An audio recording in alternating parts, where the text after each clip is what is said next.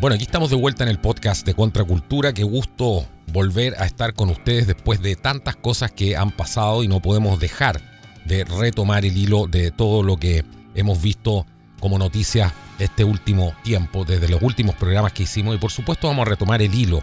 Vamos a retomar todo ese hilo conductor para que esto tenga una coherencia. Recordemos que uno de los últimos programas que hicimos con nuestro amigo Jorge Aguirre en el Despertar de los Guardianes es una información que hoy día se está confirmando. Y hay muchas, a pesar de haber sido uno de los primeros, dentro de los primeros que dimos esa tesis de que probablemente a Maduro hubiera sido esto una especie de rescate de Trump a Maduro, por supuesto guardando las proporciones, porque obviamente él estaba siendo requerido por la justicia norteamericana, pero para Maduro habría sido una especie de salvación. El tema es bastante claro. Estaba encerrado dentro de su propio país y estaba con amenazas, según lo que han informado bastantes fuentes ahora, de que lo podían, tenían los cubanos instrucciones de matarlo, de eliminarlo si es que se acercaban los norteamericanos a él o si pretendía entregarse de alguna forma. Así que todo esto ha estado realmente increíble, pero hay mucho más. Vamos a ver qué está pasando en Estados Unidos con el tema de Minnesota, con los raids que está haciendo el ICE, ¿cierto? Este servicio federal que se dedica a capturar, ¿cierto? Y a capturar personas que están de manera ilegal en el país, también a supervisar lugares. Todo esto ha generado una gigantesca controversia, pero hay muchas mentiras, mucha desinformación entre medio por parte de la prensa. Vamos a ir a Europa, vamos a ver qué es lo que está pasando también con la situación de Rusia, Ucrania, importantísimo el tema también de Irak, de Irán, digo. Vamos a ir de vuelta después a nuestro continente, ver los incendios que han surgido en las últimas horas, ¿cierto? Esta última semana en la Patagonia Argentina. También algunos incidentes que ha habido en la Patagonia chilena. Todo esto y mucho más. Y por supuesto vamos a terminar con lo que está pasando con el gobierno ya que se está formando de José Antonio Kast, que hay mucho que decir ahí. Bienvenidos al programa del día de hoy, pero estoy con mi amigo que ustedes conocen, Pablo Pérez. ¿Cómo estás, Pablo? Bienvenido al programa del día de hoy aquí en el podcast de Contracultura, amigo. Hola Carlos, como siempre es un tremendo gusto estar aquí contigo y con los amigos que nos escuchan, nuestros radioescuchas que nos siguen en el resto del mundo. Es un programa significativo porque por lo menos para mí es el primer programa del año 2026 aquí en Wow, Contracultura, es así que verdad, sin más trámite es verdad. te comparto mi saludo para ti, para los amigos que nos escuchan y entremos sin más demora en la guía informativa, como se dice, porque efectivamente el mundo parece que ha dado demasiadas vueltas en la primera quincena del año. Wow, ha sido algo absolutamente increíble. Vamos, ¿por dónde te gustaría comenzar? Porque aquí tenemos un programa absolutamente recargadísimo de información y el análisis, por supuesto, que nos caracteriza aquí en el programa. ¿Por dónde quieres comenzar?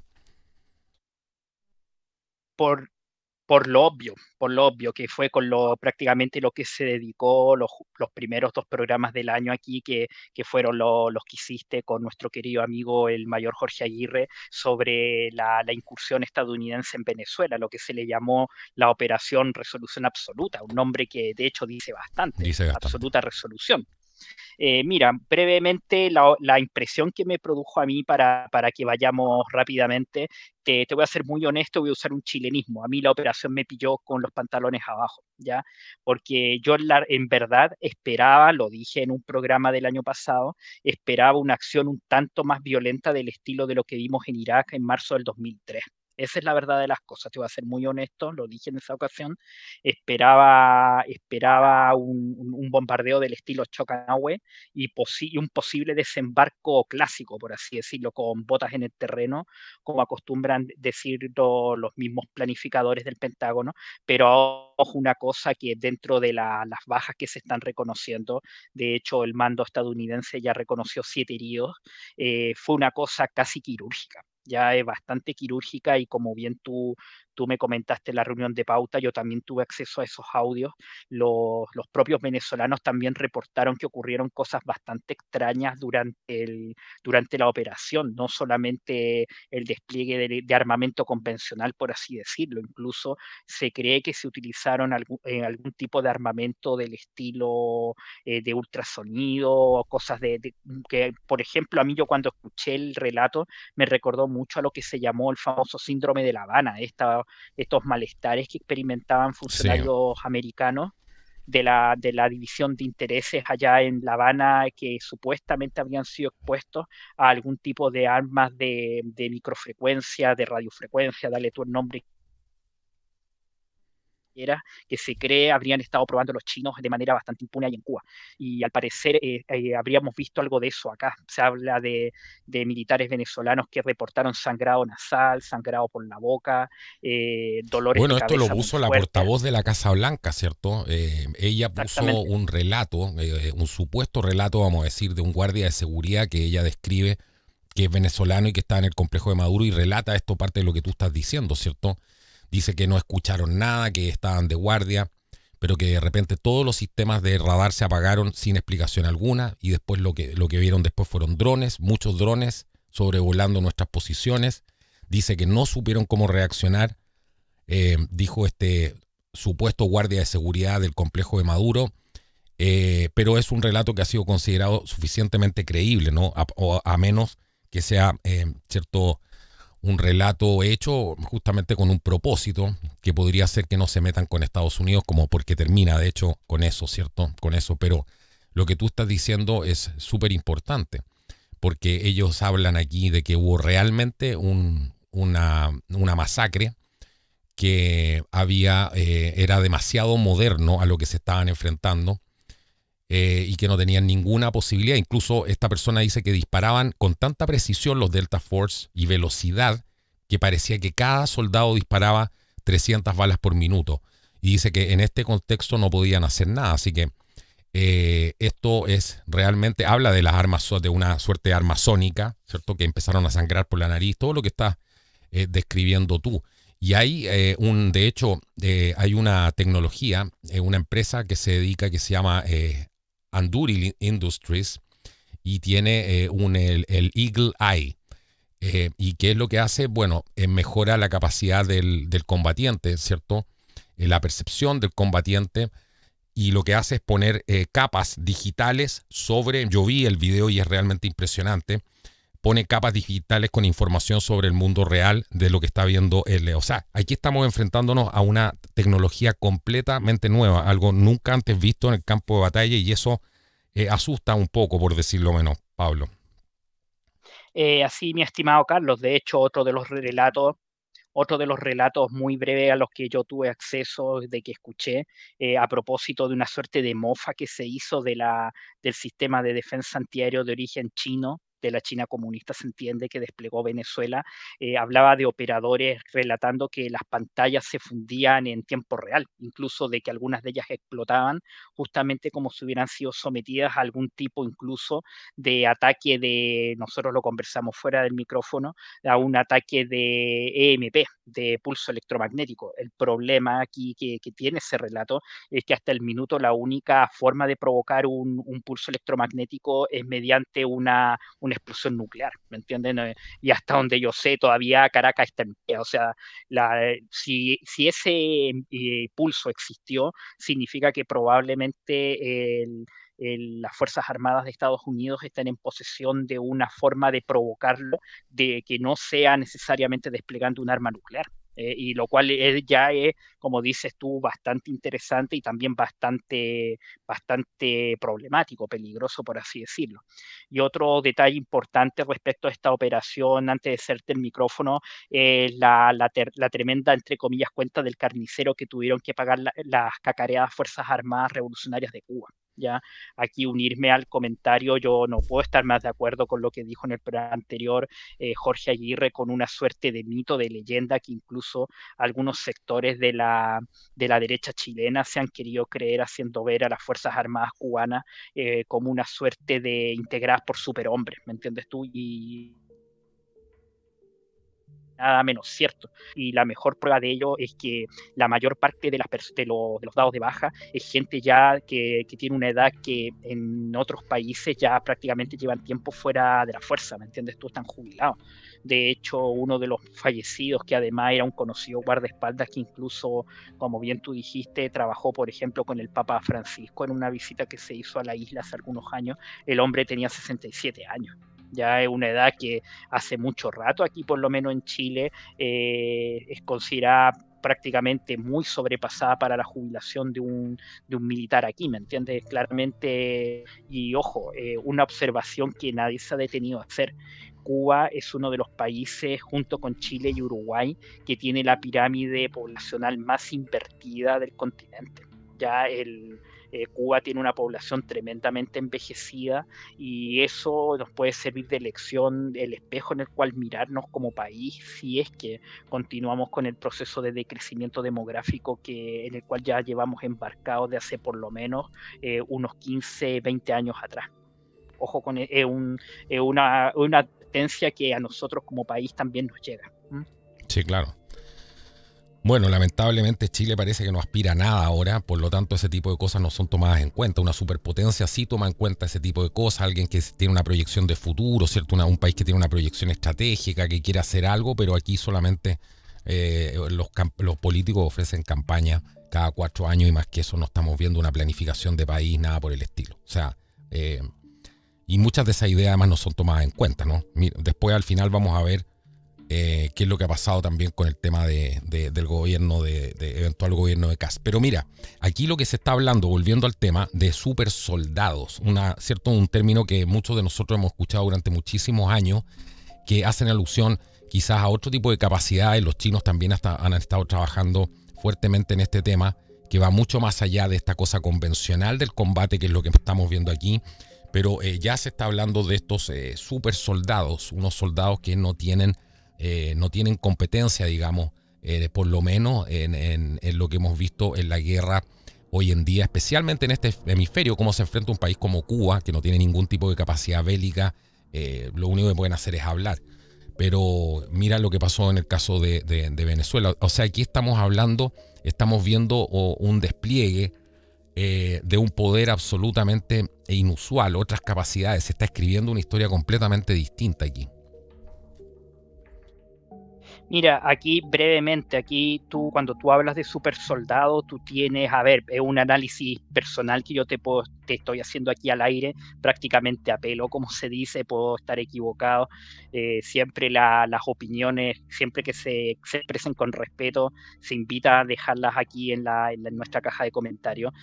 Así como lo veo, la capacidad para desarrollar a un super soldado brevemente, tú tienes vas por dos vías. Una que sería la más obvia, que es muy similar a lo que ocurre en el deporte de alto rendimiento, que es tratar de mejorar al sujeto, a la persona, ¿me entiendes tú? Y ahí la opción más razonada, o sea, más que más, la opción más recurrida, la que tú tienes más a la mano, es recurrir, por ejemplo, acudir, por ejemplo, a lo que es la suplementación con esteroides anabólicos, por ejemplo. Que eso se sabía que, por ejemplo, en la ex República Democrática Alemana, por ejemplo, su programa de dopaje se extendió no solamente a sus deportistas, sino también a su personal militar.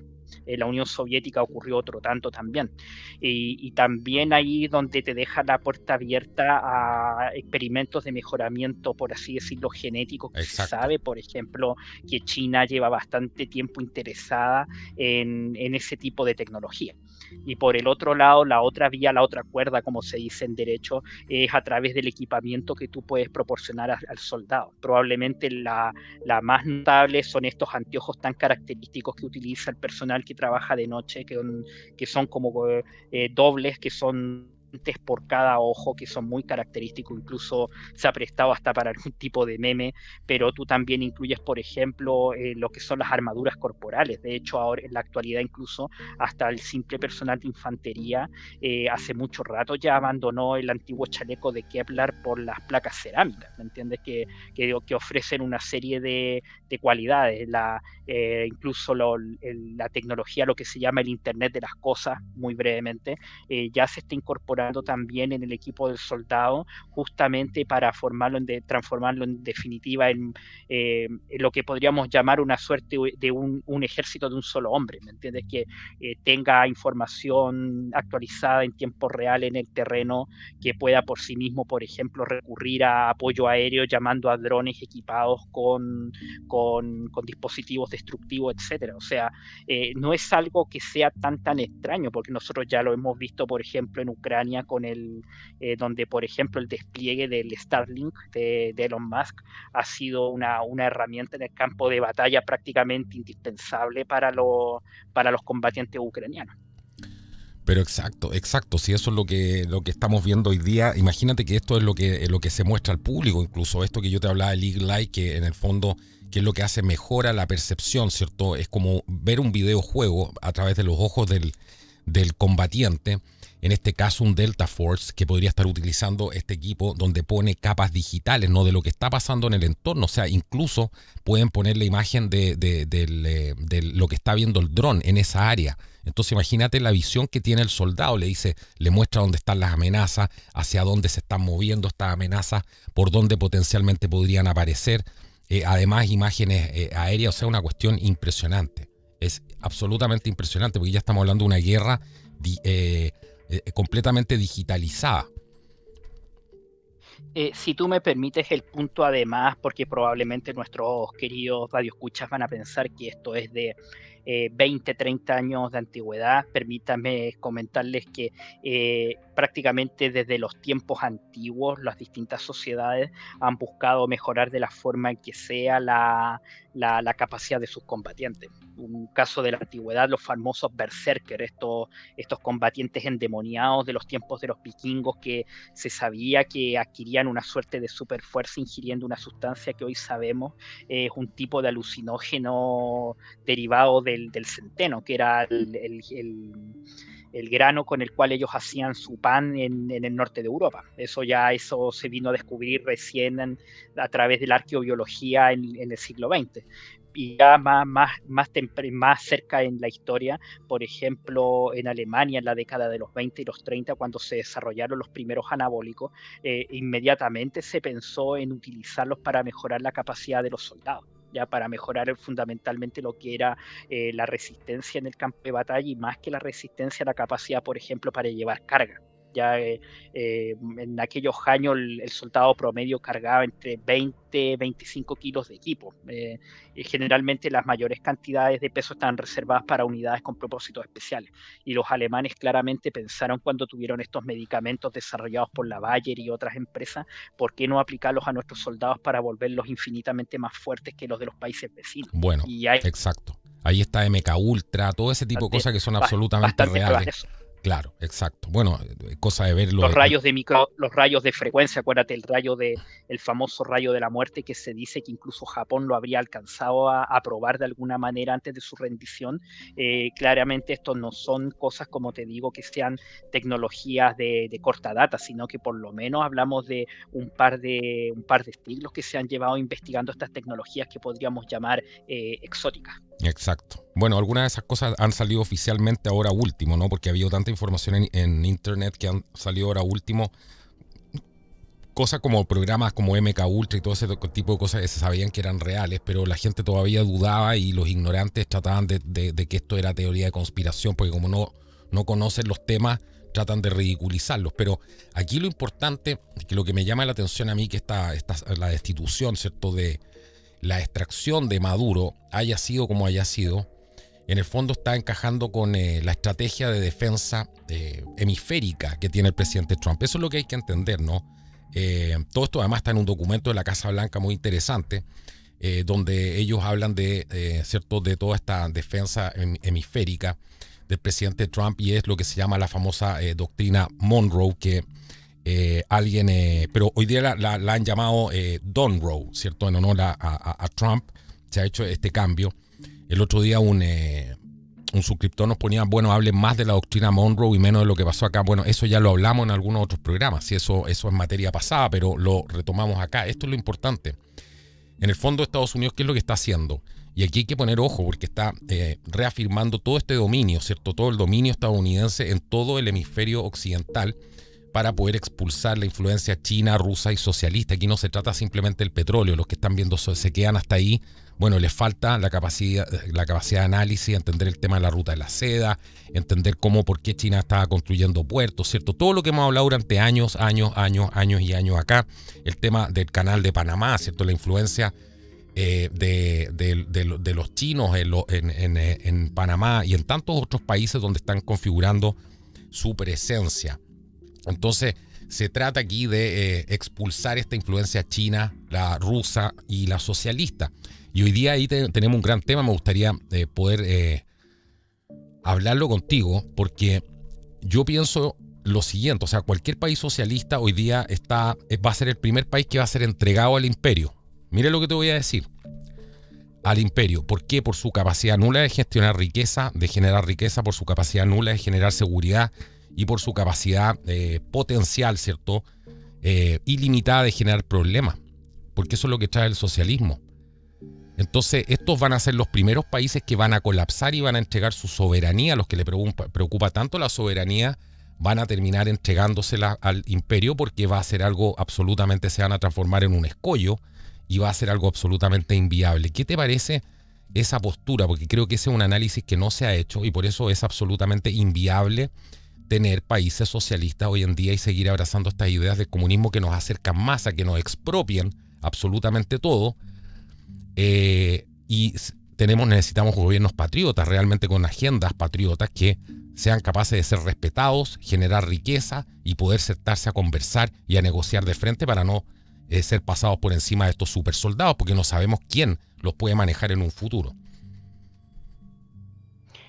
Muy buen punto. Aquí, como te digo, nosotros, a ver, vamos a ir por parte. Reiterar lo que dices tú, efectivamente. De hecho, fue el último programa, la última entrevista que yo te di el pasado año 2025, donde hablé latamente de la doctrina Monroe y la interpretación antojadiza que de ella hicieron los grandes imperios europeos del siglo XX y luego durante XIX y durante el siglo XX, fundamentalmente los distintos derivados del socialismo, los nazis y los fascistas, ¿me entiendes tú? Que todos ellos buscaban interpretar a su manera la doctrina Monroe y colocando a Estados Unidos como el gran Satán, como lo llaman los iraníes. Pero volviendo a la pregunta que tú me haces, efectivamente aquí vamos a tener que retroceder un poco en el tiempo a las primeras décadas del siglo XX y a la investigación que hizo nuestro querido autor Anthony Sutton. Ya tú te recordarás de él y su libro donde él denuncia con pruebas de que en el fondo los más grandes interesados en crear gobiernos bolcheviques socialistas en Europa fueron los magnates de Wall Street.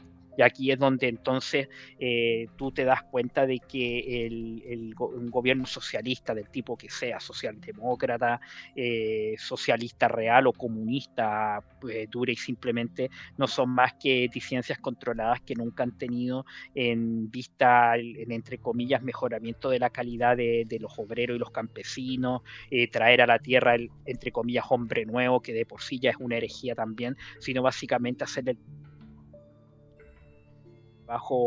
el trabajo sucio a los grandes capitales que ellos mismos repudian y que nunca están conformes con nada. Tan simple como eso, y así de brutal es. Y recordarte solamente O sea, imagínate, un es que ese punto que tú haces es clave. O sea, si Venezuela se hubiera mantenido firme con un gobierno patriota, si no hubieran derrocado, ¿cierto?, mediante este golpe de Estado que dio Hugo Chávez, y porque esto también venía de mucho antes, pero si hubieran sido un país respetado, si la gente que hubiera salido afuera hubiese sido también, hubieran exportado, digamos, respeto por ellos mismos, porque esto nos puede pasar a todos como país. Resulta que, mira lo que terminó ahora, casi como el estado número 51 de Estados Unidos. O sea, mira las consecuencias, ¿no?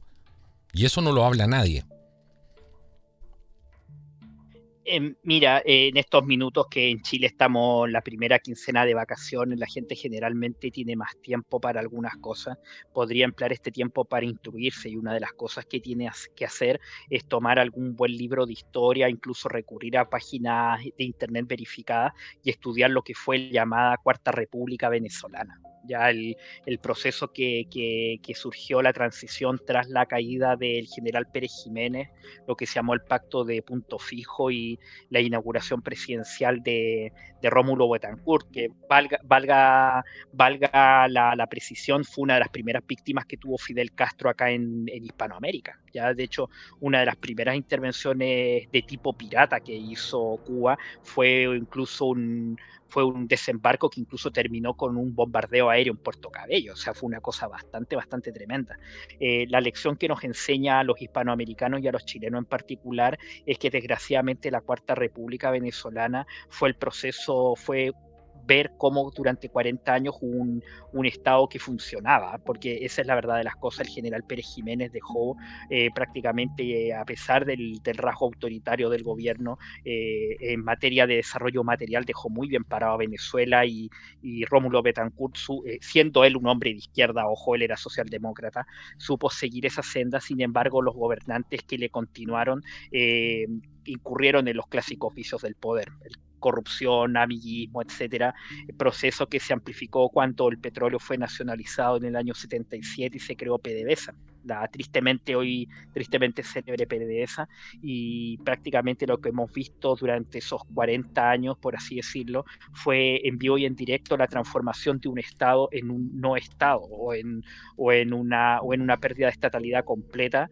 donde ya prácticamente Hugo Chávez, no digamos que Hugo Chávez no es que haya caído de otro planeta. El hombre era literalmente producto del sistema. Eso es lo más notable, ¿no? No fue como acá, por ejemplo, en Chile, que muchos de los revolucionarios que acompañaron a Allende en los 70 efectivamente eran alienígenas culturales, como les llaman algunos analistas, como era, por ejemplo, el caso la gente del MIR, por ejemplo, que eran, pese a ser gente de muy buena extracción social, eran, desde el punto de vista cultural, eran alienígenas. En cambio, lo notable es que Hugo Chávez era un producto del sistema.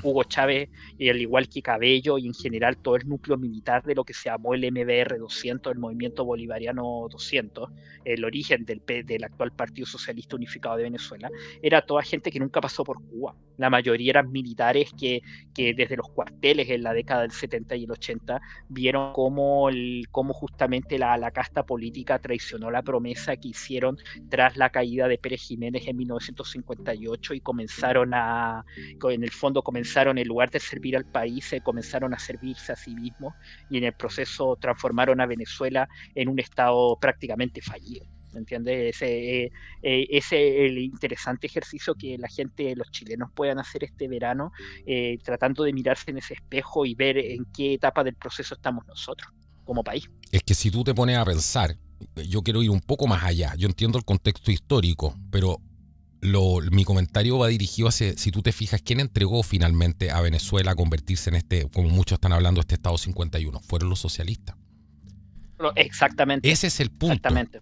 ¿Quién fue el que, cierto? Y eso, y hoy día los países que están más cerca del comunismo, del socialismo, en nuestro hemisferio van a ser los primeros países que van a ser absorbidos por esto. ¿Y qué va a escribir la historia ahí?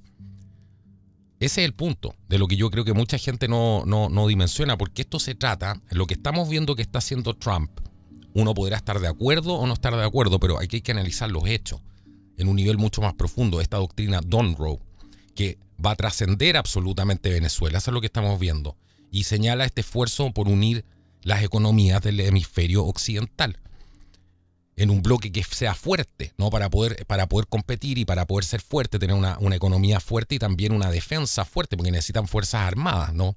Y esto va a estar estrechamente alineado entre ellos, y esto se va a empezar a asemejar. Lo que estamos viendo ahora emerger, señoras y señores, es una especie de superestado. Una especie de superestado. Y este, por supuesto, es un proyecto a largo plazo. De esto realmente estaba hablando Trump hace mucho tiempo atrás. Y este esquema de poder, de decisión, porque aquí estamos hablando de decisión, y después cuestionarse si era lo correcto o no, eso es lo que estamos viendo. Aquí está primando la fuerza. Está primando la decisión y la fuerza de un proyecto que va mucho más allá de simplemente administrar la administración número 47 del presidente de los Estados Unidos, en este caso de la oficina del presidente de los Estados Unidos. Entonces esto es tremendo. y está sentando, ¿cierto?, los límites que existen. Por eso Trump además habla de Groenlandia, de que necesita consolidar la presencia de Groenlandia porque no quiere a Rusia ni China de vecinos. O sea, esto es absolutamente tremendo lo que estamos viendo, cómo está cambiando este orden global, donde además todas las instituciones internacionalistas como las Naciones Unidas y todo, ahora no tienen pito que tocar en nada porque están completamente obsoletas. No hicieron nada por ayudar a Venezuela, no han hecho nada por ayudar en el tema de las migraciones, del famoso, de todos los temas que en realidad ellos ha sido ¿cierto? Se han dedicado a crear problemas para que tratan de disfrazar de manera orgánica para poder cumplir con una agenda bastante establecida, pero eso se está viniendo absolutamente abajo. O sea, estas instituciones cada día vamos a ver que van a tener menos poder y menos financiamiento. Y aquí va a haber una presión, Pablo, va a haber una presión fuerte en el hemisferio para también salirse de esas instituciones. Lo que vamos a empezar a ver ahora es histórico. Mira, ahí brevemente voy a ser un tanto más tajante que tú. El problema fue, y nosotros lo conversamos en algunos de nuestros primeros programas, la ONU, nosotros ya tenemos claridad meridiana que no fue creada como una organización para traer cierto bienestar o tratar de recrear un orden internacional un poco más pacífico después de la Segunda Guerra Mundial. Tan simple como eso. Nosotros ya tenemos clara a quiénes servían sus creadores. Nosotros, ¿sabes? El episodio de los papeles de la calabaza y el caso de Alger Hiss, que fue el hombre que redactó modeló la Carta de las Naciones Unidas y según se comprobó después era prácticamente un refrito de la Constitución soviética de 1936, la Constitución de Stalin nada menos. Eso ya incluso tú dedicaste un par de programas muy buenos a eso y es bueno que la gente los busque en la biblioteca y los difunda, porque el diálogo, la monserga que se está instalando, el relato es que la ONU fracasó comenzó a fracasar en los últimos 20 años. Y en general es cosa de ver los comentaristas de la televisión chilena, le achacan el fracaso de la organización internacional a los movimientos llamados de la nueva derecha. Ya de la nueva derecha, exoderecha, dele usted el nombre que quiera. Qué ridículo. pero eso es una mentira, es una organización que nació para fracasar porque tenía fines absolutamente espurios que se camuflaron detrás de, como dice la psicóloga Margarita Rojo, detrás de objetivos socialmente deseables. ¿Ya? Y la mejor prueba de eso es la forma en que están redactados los 17 ODS de la Agenda 2030. Nuevamente insistir en el punto. ¿Quién no va a querer un mundo sin hambre? ¿Quién no va a querer un mundo donde haya justicia y paz? ¿Me entiendes? Son objetivos bastante socialmente deseables, incluso a nivel de las distintas religiones que hay en el mundo. Muchos de esos objetivos están incorporados dentro de su propio cuerpo de creencias. El problema es cuando tú le haces, como se dice, la bajada de esos objetivos y además que pretenden realmente quienes los redactaron. Y ahí es donde empezamos a oler y a ver problemas. Exacto. Claro, y el problema es aún mayor porque ya ni siquiera necesitáis estudiarte los famosos ODS, porque los problemas son tan evidentes que gobiernos, por ejemplo, como el de Trump, necesitan soluciones inmediatas. Y por supuesto Trump se retira de no sé cuántas agencias fueron las que se retiró de Naciones Unidas, que no sé si les cortó completamente el presupuesto, vi eso en detalle, pero no recuerdo si le había cortado completamente el presupuesto o no. Pero eran más de 51. Imagínate. 31 de la ONU y 66 a nivel global, porque también incluye otras agencias que no son parte de la ONU. Esto es un batatazo absolutamente brutal a la estructura de este gobierno mundial, por lo menos del 1.0, ¿cierto? Que estábamos viendo ahí, porque hay que estar siempre atentos. Pero es un batatazo tremendo. O sea, ellos estaban planificando, ¿cierto?, su agenda para el 2030. Después, bueno, la 2045, 2050, etcétera. Pero esto realmente, si ya venían con problemas para poder cumplir los objetivos y estaban tratando de presionar a países que además son socialistas, que son tremendamente ineficientes de que les cumplieran los objetivos, o sea, son realmente un chiste. Y ahora imagínate cómo deben estar.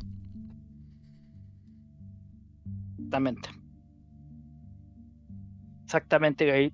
Es muy la mejor prueba de eso es que durante los cerca de 25 años que duró el régimen chavista, porque ojo, las violaciones a los derechos humanos comenzaron prácticamente en las primeras semanas. Ya mucho la gente tiende a olvidar que el derecho a la propiedad, el derecho de propiedad forma parte también de los derechos humanos más clásicos, ¿me entiendes? Junto con la libertad y la vida y la libertad. Ya cuando nosotros veíamos un poco jocosamente en sus primeros años a Hugo Chávez, en cadena nacional, expropiando inmuebles por la televisión, estábamos siendo testigos de actos de violación de los derechos humanos, tan simple como eso. Lo que pasa es que con lo folclórico un poco que era el personaje, ¿me entiendes? Lo poco convencional que podía ser, se lo tomaba un poco a la ligera, amén del apoyo que recibía, el respeto incluso que recibía ¿me entiendes?, de gobernantes, de sus colegas gobernantes del resto del continente. Mira, voy a ser bastante duro con el comentario que voy a hacer a propósito de la situación de un poco de congoja que se está viendo con el próximo anuncio del gabinete de José Antonio Kast. El hecho de que Sebastián Piñera se haya ido a parar a ser guardia de honor al lado de féretro de Hugo Chávez en el año 2014 fue un error diplomático garrafal. Nunca debió haber ocurrido eso, jamás, jamás. Claro, pudo haber enviado una delegación diplomática como corresponde a las exequias del expresidente Chávez, pero de ahí a montar él personalmente guardia de honor habla ya sea que habla de uno, lo extraviado que estaba en estos asuntos, o bien en el fondo era también parte de la misma agenda. ¿Ya? Eso jamás debió haber ocurrido. Eso muestra que antes de la insurrección del 2019, en cierta medida, la entrega de la institucionalidad chilena a intereses foráneos ya estaba casi completada. Era un proceso que ya solamente le faltaban los toques finales para acabarlo. Exactamente. Bueno, toda esta cosa laxa que hemos estado viendo durante tanto tiempo, ¿no? Quien la acuñó muy bien fue Michael Hopf, ¿no? Cuando dijo tiempos fuertes crean hombres fuertes, hombres fuertes crean tiempos fáciles, ¿cierto? Y tiempos fáciles crean hombres débiles. Yo tiendo a pensar que ahí donde estábamos, pero me da la impresión de lo que estamos viendo ahora. Estamos viendo que estos hombres débiles a la vez crean estos tiempos difíciles. Así que ahora estamos en eso, parece volviendo al tema de los tiempos fuertes que crean hombres fuertes. Y aquí lo que va a primar es esto y todo esto otro, como hemos venido hablando durante tanto tiempo, este péndulo está cambiando. Vamos a empezar a ver más acción, me da la impresión, en este año. Y este año empezó con mucha acción, empezó con mucha fuerza, con mucha decisión. Incluso la operación, ¿no?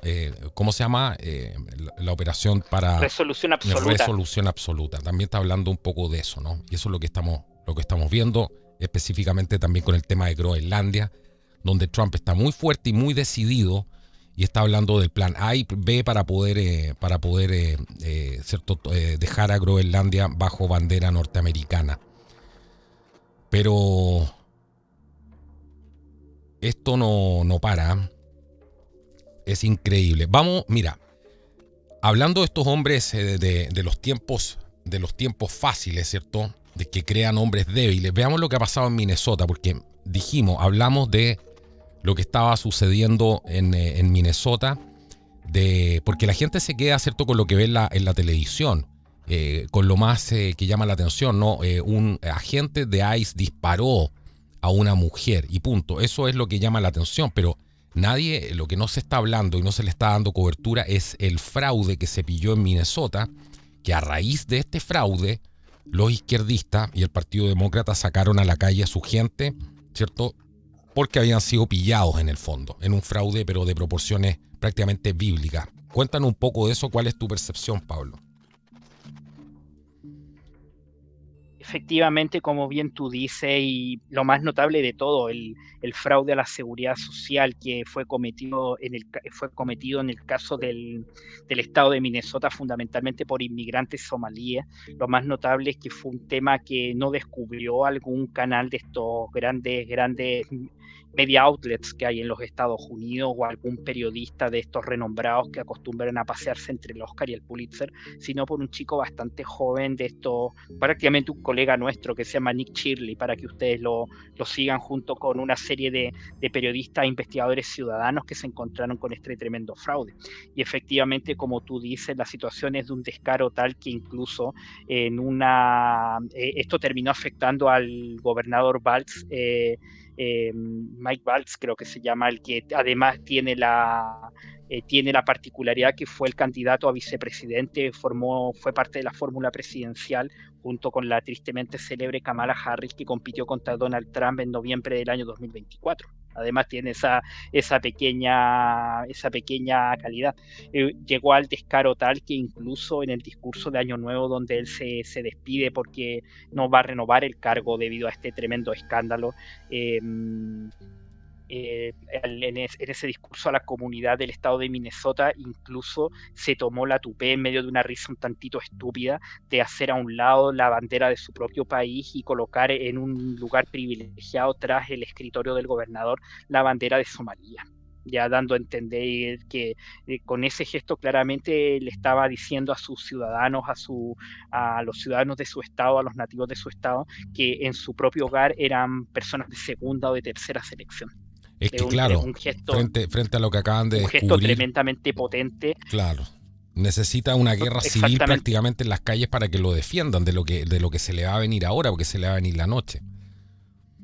Exactamente, tremenda forma de expresarlo, validando el tremendo delito que cometieron estos personajes, porque además convengamos que a diferencia de Chile, que todavía, claro, nosotros tenemos impuestos bastante elevados, el sistema tributario estadounidense es aún más complejo que el chileno y también tiene algunos impuestos que son bastante más elevados. Así que, y además nosotros lo conversamos en un programa anterior, el ciudadano americano prácticamente desde los tiempos de la Revolución de 1776, ellos tienen bastante claro su rol como contribuyente y como en el fondo aportante al funcionamiento del Estado. Ellos tienen más claro que nosotros que el Estado no produce nada, sino que vive en cierta medida de lo que toma, básicamente por retener el monopolio de la fuerza de los ciudadanos a los que gobiernan. Exacto. Es súper importante que puedan entender las personas que a lo mejor están escuchando esto por primera vez de qué se trató, porque por eso te hice la pregunta, de qué se trató este fraude. Explica brevemente qué fue lo que descubrió esta persona para que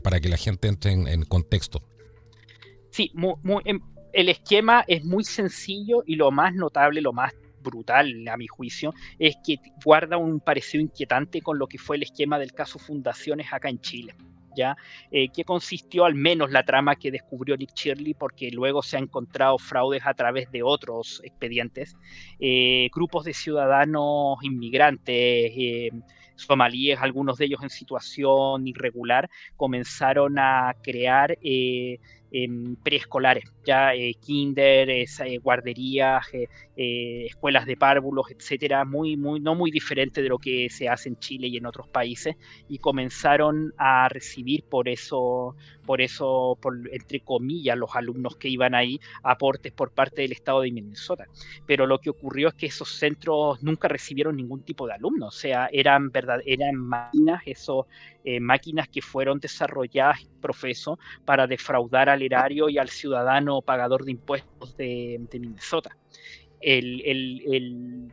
La situación llegó a extremos tan tristemente jocosos que incluso en una de las visitas que hizo Nick Shirley a estos falsos preescolares, se encontraron con que la expresión, la palabra learning, que en inglés significa aprender, aprendizaje, learning center, centro de aprendizaje para niños, estaba escrita como Learning Center. No, o sea, más encima increíble. Incluso. Y tocaban la puerta y no había nadie, salían dos somalíes, oye, quiero inscribir a mi hijo. No, si aquí no hay cupo, no había nadie, eran puras oficinas de fachada y más encima las llamadas iban a dar a Tim Walz, estaban transferidas las llamadas exactamente. a la oficina me lo del comentaste gobernador. Cuando recién empezamos. O sea, una cosa increíble. Más el transporte, más el tema de los psicólogos, más el tema de los traductores, ¿cierto? Porque tiene un esquema, pero ya absolutamente exorbitante, y por supuesto esto trasciende a otros estados. Esta plata finalmente, lo que está trascendiendo y lo que están diciendo muchas personas, bueno, son dineros que en el fondo están utilizando a los somalíes para reinvertir esos fondos, digamos, que están defraudando en las campañas del Partido Demócrata. O sea, es una operación, Ah, es una cosa absolutamente increíble. Y frente a que me esto, adelantaste, es que, porque a ese punto quería llegar, por porque favor, cuál es el destino final de esos fondos. Eh, claro, ya se tiene cierta claridad meridiana, que porque esta investigación, dicho sea de paso, está judicializada para que nuestros amigos sepan, ya está el FBI y la GAO, que es la oficina, es la Contraloría estadounidense, para que se hagan la idea, la General Accounting Office y el Departamento de Justicia de Pam Bondi ya están detrás de esto. Parte del financiamiento efectivamente iba a las campañas políticas del Partido Demócrata, pero también se teme, y eso es lo que denunció en este minuto este joven Nick Shirley, se teme que parte de ese financiamiento haya ido a financiar al grupo terrorista Al-Shabaab en Somalia, que como se sabe es la franquicia local de Al-Qaeda. exacto, Y ahí es cuando ya la cosa te exacto. cambia infinitamente de Imagínate. color. Claro, un grupo que ha Infinitamente de matado color. soldados americanos en una proporción mucho mayor que cualquier otro cierto afiliado al ISIS. Que el ISIS también tiene cierto creado Ustedes se, prácticamente por el Estado profundo. O sea, porque de eso estamos hablando aquí. ustedes se recordarán la famosa incursión del Black Hawk Down y la intervención en Mogadischu el año 1992. Literalmente esa historia está reviviendo gracias a esta mega fraude que fue descubierto curiosamente por periodistas ciudadanos, prácticamente por colegas nuestros, no, insisto, no por los grandes medios, muchos de los cuales beben de estas fuentes de financiamiento que también, de las cuales también bebía el Partido Demócrata para montar sus campañas electorales, muchas de ellas especialmente en los últimos años basadas en la mentira, en el odio, curiosamente los mismos epítetos que, por ejemplo, ellos le asignan a la nueva derecha o a los candidatos alternativos o independientes, curiosamente. No, si esto se pone cada vez mejor. O sea, lo que usted ve normalmente en la televisión ahora van a salir con estos videos, ¿cierto? De que la gente se comportó de mala manera frente... Obviamente pueden haber abuso y todo, pero el problema es cuando hacen este framing y muestran cosas que no son reales, como el caso de esta mujer, ¿cierto? Que dicen que fue, que fue el tema más viral, de esta mujer que había sido abatida por un oficial, y resulta que lo que no mostraron es que esta persona atropelló, le tiró el auto encima, ¿no? Y eso es considerado el ataque de un arma letal. Entonces, en ese contexto fue que este oficial hace uso de su arma de servicio y la da de baja. ¿No? Pero no, la prensa, ¿qué es lo que estaba mostrando? Inmediatamente tratando de inundar esta cosa y tratando de llevar a Estados Unidos a este estado de guerra civil. Acuérdense los programas que hicimos acá el día después de las elecciones, porque curiosamente eso también estuvo dentro del análisis aquí en Contracultura. Y hablamos de que estaban buscando una excusa para crear una suerte de George Floyd 2.0, que fue lo que trataron de hacer con esta mujer, y están desesperados por generar, ¿cierto?, a toda costa estos catrillanca, como vimos en Chile, esta suerte de los mártires que necesitan, ¿no, Pablo? Así es, tremendo punto el que tú haces. De hecho, el nombre técnico que se le ha dado a este ataque que perpetró esta mujer, que además, dicho sea de paso, es una mujer que tiene antecedentes de militancia política y de participación en grupos antisistémicos. Ojo con ese detalle. Se ha dicho que era poeta, que participaba de recitales poéticos y cosas así. No, incluso ahora el propio Departamento de Justicia incluso ha revelado información de que esta mujer estaba en contacto con algunas células de Antifa que operaban en universidades locales. Y justamente el ramming, es decir, que viene de ram, que en inglés estadounidense significa embestir, golpear a otro objeto, el ramming, embestir con vehículos, es una técnica de ataque que está dentro del manual estándar de Antifa. Ya sin ir Mira, más lejos, el pasado fin de semana, un par de días después de la muerte de esta mujer, en una protesta de jóvenes a favor de los rebeldes iraníes en Los Ángeles, se registró un ataque similar donde una de estas camionetas Ujaul, probablemente ustedes las conocen de mudanza, embistió a estos jóvenes que estaban en una vereda, en un sector céntrico de Los Ángeles, levantando letreros a favor de los manifestantes iraníes. Así entonces, confirma la idea de que este tipo de ataque a través de literalmente espoloneando a otras personas con vehículos, confirma la denuncia de que forma parte del manual de operación, del manual de campo estándar de estos grupos antisistémicos. ¿Ya? Y probablemente quizá vamos a ver, porque, a ver, el punto es el siguiente, es subversión, ¿me entiendes? Subversión. ¿Y cuál es la lógica de la subversión? Invertir lo que está, la inversión de lo que está sobre la mesa, de lo que es. Y claro, en Estados Unidos ya, a pesar que tú sabes esto mejor que yo, todavía hay libre tenencia y portación de armas y una serie de cosas más, pero grupos como Antifa buscan a recurrir a nuevas formas de agresión que no sean fácilmente rastreables por los servicios de seguridad pública como el FBI o la misma CIA. O sea, aquí en principio cualquier persona en sus 5 sentidos entiende que el auto es solamente para moverse de un punto a otro y no para andar Sí. espoloneando seres humanos por la vida. ¿Entiendes tú? Bueno, es algo que solamente se le ocurriría a un personaje con una mentalidad, una psiquis terrorista. Bueno, acordémonos que después de todas las mentiras que empezaron a decir en la prensa, porque yo conversé con mucha gente que incluso llegó a mi casa y me decían, oye, pero no viste el video, pero ¿cómo puedes estar apoyando eso? Yo no apoyo nada, le dije simplemente no es lo que tú estás diciendo, ¿dónde viste eso? Me decían, no, es que lo vi en la prensa. Bueno, y no viste cómo se llama el video donde atropellan a la gente y después, porque faltaba ese ángulo de la cámara, ¿no? Después emergió este video, este agente de ICE que le disparó fatalmente a esta activista. ¿Qué fue lo que pasó después? Y aquí cambia absolutamente todo. ¿Qué fue lo que pasó después? Bueno, el agente sufrió una hemorragia interna, ¿viste? ¿Cómo te explicas tú eso? Esto lo dijeron varios funcionarios además que hablaron con varias cadenas de televisión. Esto fue el miércoles, ¿cierto? Entonces, imagínate. Efectivamente, el funcionario aparentemente además tiene lesiones, una hemorragia interna que es congruente, ¿cierto?, con el tipo de lesión que le podría haber causado este automóvil que le tiraron encima. Exactamente, por una lesión de impacto a alta velocidad. Exacto. Básicamente un atropellamiento. ¿Sí? Eso es lo que fue. Sí, ahí claramente yo también vi el video completo y claramente ahí no es algo que se quiera llamar ¿me entiendes tú? Un accidente de tránsito. Y claramente hubo una intencionalidad de violentista, terrorista, y que ha ido sumada a otros hechos que han ocurrido no solamente en Minneapolis, sino también en otras ciudades de aquel estado. Hemos estado en todas las noches, han habido saqueos a tiendas, incluso saqueos a tiendas, destrucciones de bienes públicos, incluso se está viendo que se está conformando lo que ellos llaman zonas liberadas, algo similar a lo que ocurrió el año 2020 en el estado de Oregón, cuando se formó la tristemente célebre CHAZ o la CHOP, que se formó, si no me equivoco, en la ciudad de Seattle. Seattle. Esto no es en Oregón, en el estado de Washington, creo. Sí. Ustedes lo recordarán que se conformó después de justamente de los hechos que condujeron a la muerte de George Floyd. Ahora estamos incluso viendo que ya 2 noches consecutivas han tratado de crear lo que ellos llaman una zona liberada, y solamente la intervención de la policía local ha impedido que este tema llegue un poco a mayores. O sea, en cierta medida estamos viendo nuevamente la repetición del guión que el año 2020 se le hizo a Trump y que en definitiva le llevó oficialmente, de acuerdo al relato oficial, a perder las elecciones de aquel año frente a Joe Biden.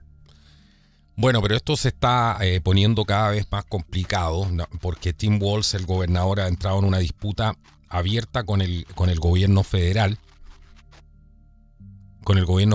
Y ahora el presidente Trump ya se cansó, está advirtiendo a todos los funcionarios de Minnesota. El estado, ¿cierto?, está completamente asolado por estos disturbios en medio de toda esta ofensiva que están haciendo estos demócratas e izquierdistas contra la ley federal de inmigración. Pero Trump le está recordando que existe algo llamado la ley de insurrección.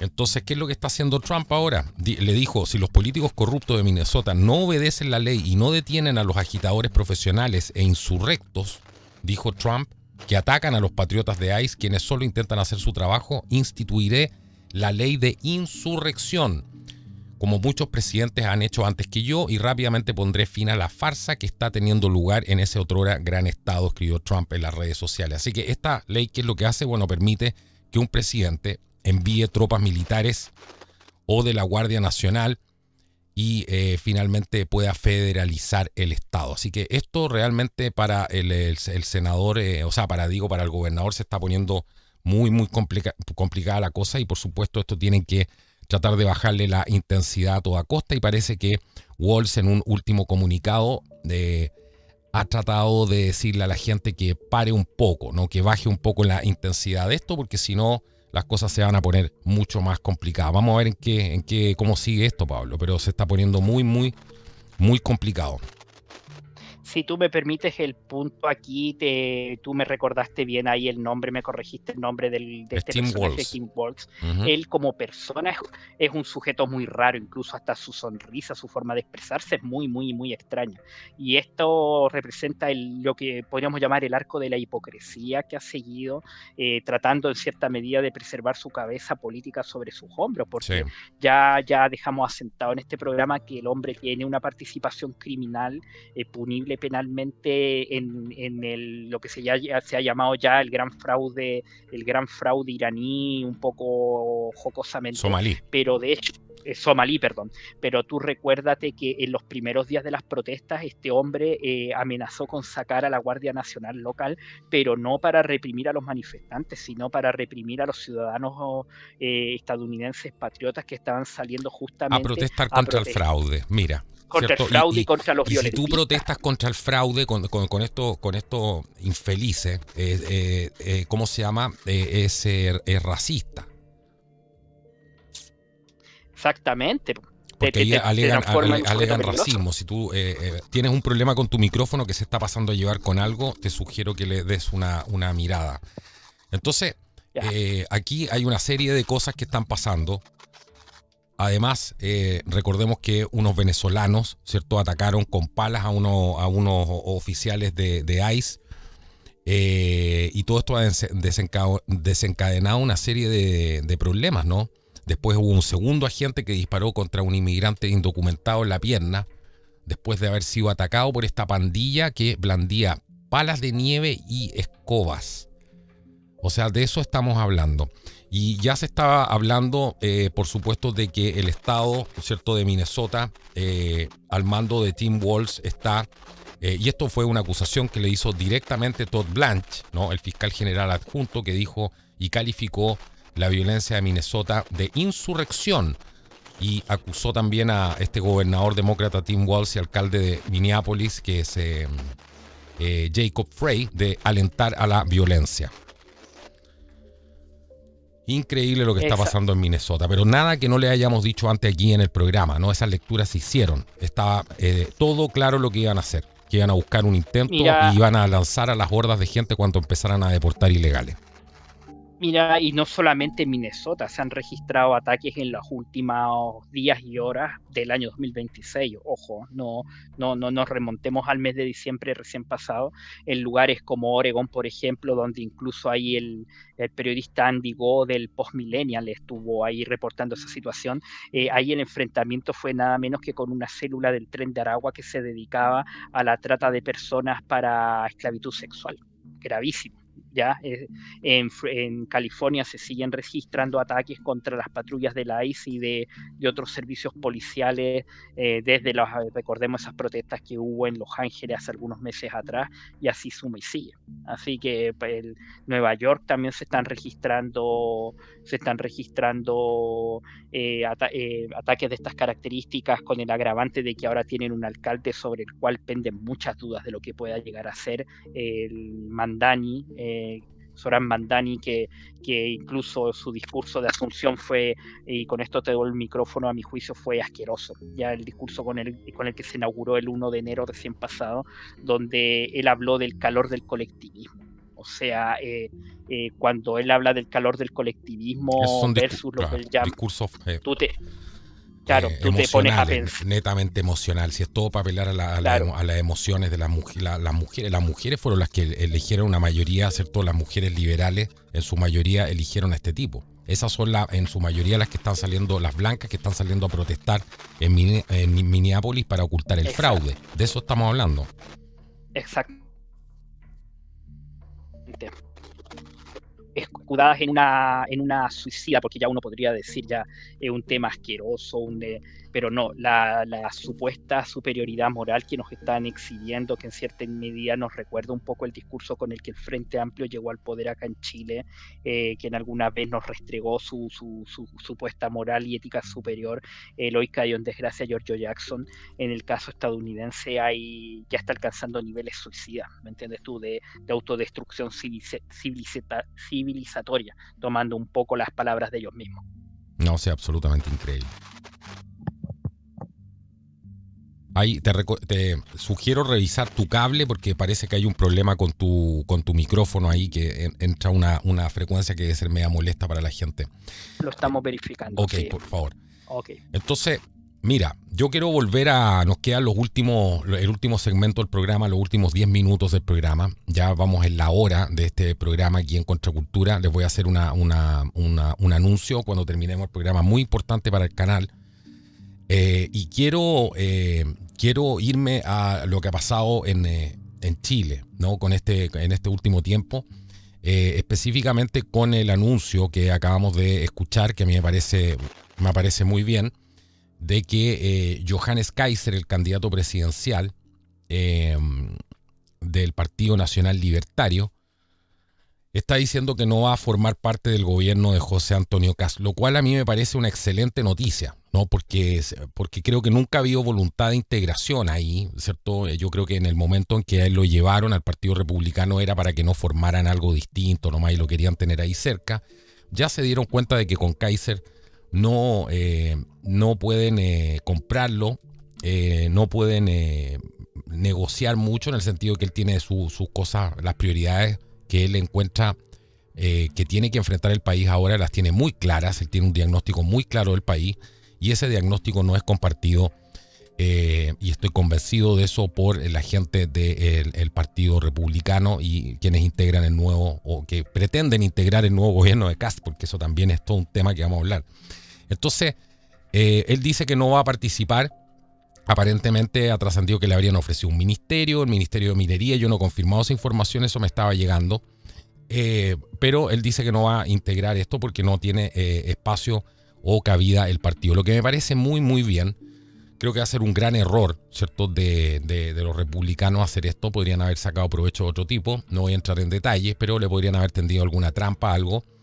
Y yo estoy más cómodo con que él, conforme oposición, siga haciendo crecer su partido y siga haciendo despertar la conciencia de los chilenos para que se den cuenta de cuáles son los verdaderos peligros que enfrenta el país hoy día, y de que curiosamente este grupo que llega al poder no se quiere hacer cargo, más allá de algunas cosas, ¿cierto?, cosméticas que están diciendo por arriba, como los temas de la inmigración, pero eso está pasando realmente en todo el mundo. Entonces, yo estoy bastante cómodo con esa decisión que ha tomado Kaiser de permanecer, ¿cierto?, dentro de su línea, ¿cierto?, y poder fortalecerse desde ahí, porque yo creo que vamos a ver en los primeros,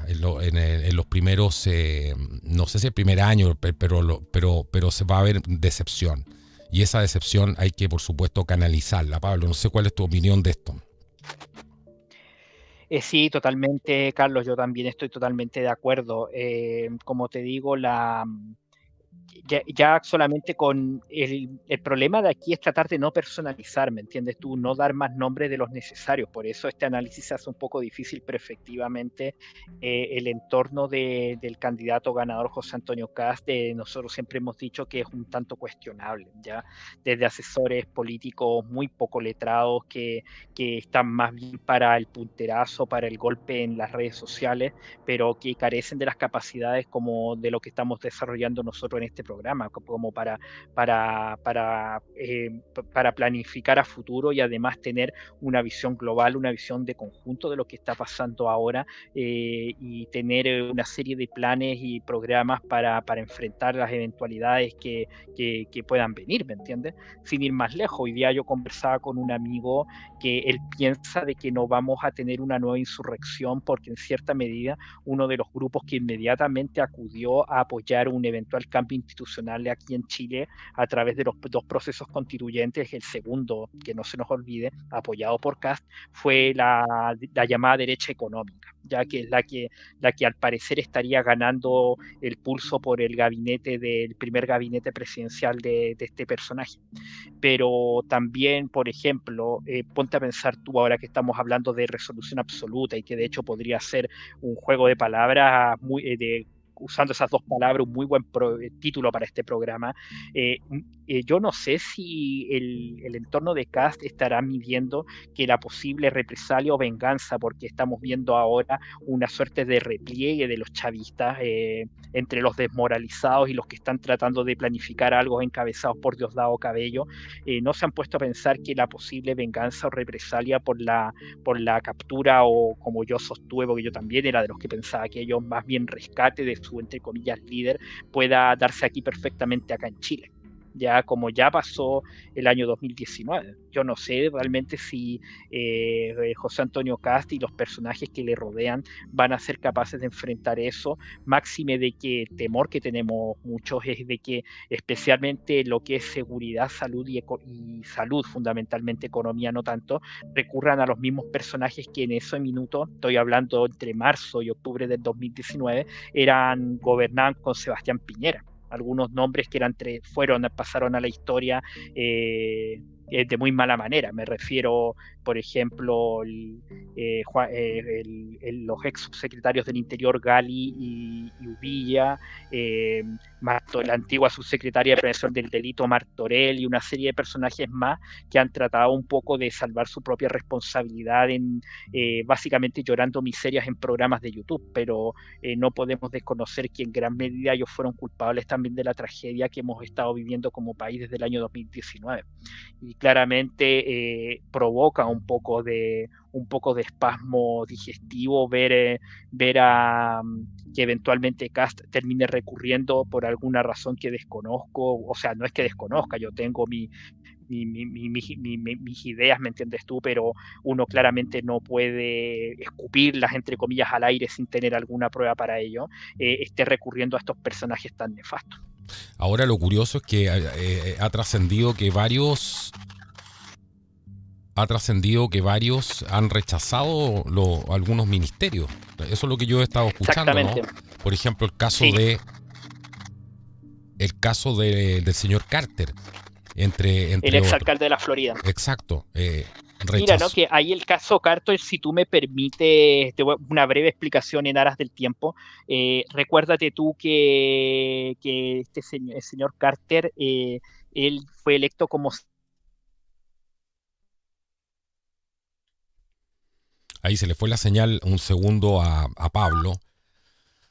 Parece que, vamos a ver si está ahí todavía, pero bueno, eso es lo que yo acabo de ver, que a Carter habría rechazado el puesto que le estaba dando en un ministerio importante, creo que era de seguridad, y ¿cómo se llama? Es curioso, ¿no? Porque van algunos rechazos, todavía ni conforma el gabinete, y ya van algunos rechazos de, ¿cómo se llama? De gente que le ha dicho no, yo no voy a participar de este gobierno. ¿Qué es lo que se teme? Expectativas muy altas, a lo mejor que se han hecho. Cuando uno hace expectativas muy altas, bueno, es evidente que genera, ¿cierto?, una serie de expectativas en las personas, pero esas expectativas altas tiene que hacerla una persona que tenga un carácter resolutivo, digamos, ¿cierto?, como para poder cumplir todas estas expectativas y, por supuesto, contar con un equipo que tenga esas capacidades, ¿no?, y también esa resolución. Yo no quiero ser aguafiestas, pero aquí vamos a tomar palco, vamos a observar. Yo siempre hablé del voto vigilante, que creo que es lo que realmente importa en este contexto. Hay que estar vigilante, hay que apoyar a los que están haciendo las cosas bien y denunciarlos también si es que se tuercen, ¿no? Esa es parte de la labor que hacemos aquí en Contracultura. Pablo parece que no se pudo volver a conectar, pero en realidad ya estábamos como listos con este programa, que le hemos traído una cantidad de información, pero increíble. Teníamos que ponernos al día, ¿no?, con tantas cosas que pasaron. Yo les quiero contar, les dije que les iba a hacer un anuncio antes de terminar el programa, y habrán visto el programa que hicimos con Jorge Aguirre desde una isla, que todo esto terminó como una aventura increíble. Al final tuvimos un problema porque fuimos en una embarcación a una isla, en el sur de Chile, en un lago, y nos quedamos ahí al final 4 días. Estuvimos en esta isla, hicimos un programa, lo hicimos en vivo desde la isla, todo un hito. Teníamos ahí señal de 4G. Estuvimos con Jorge, armamos un campamento, estuvo Mr. Seal, estuvo un amigo también que nos acompañó ahí y fue realmente una aventura, ¿no? Aprendimos muchísimo y bueno, nos comprometimos a abrir un espacio aquí en Contracultura.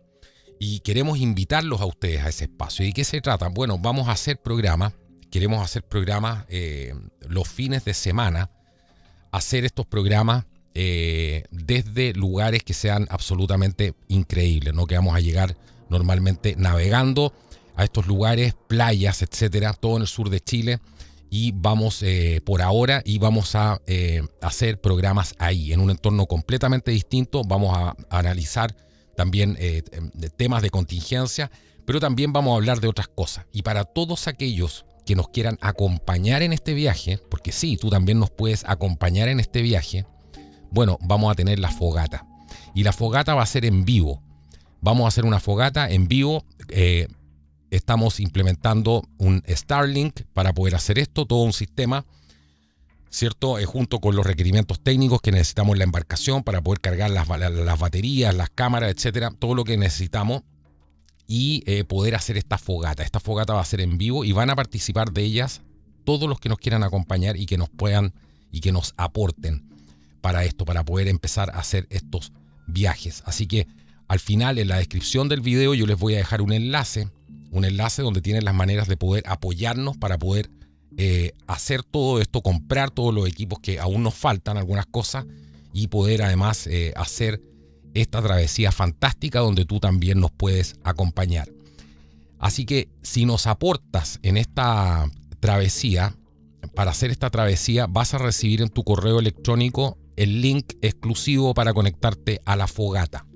Y esta fogata, la primera, va a ser el día, aquí lo estoy anunciando, va a ser, hoy día estamos a 15, yo tuve cumpleaños a todo esto el 10, estamos a 15, la primera la vamos a hacer el 24, el sábado 24 de enero. Vamos a hacer la primera fogata. Así que si nos quieres acompañar, bueno, en el primer enlace vas a poder encontrar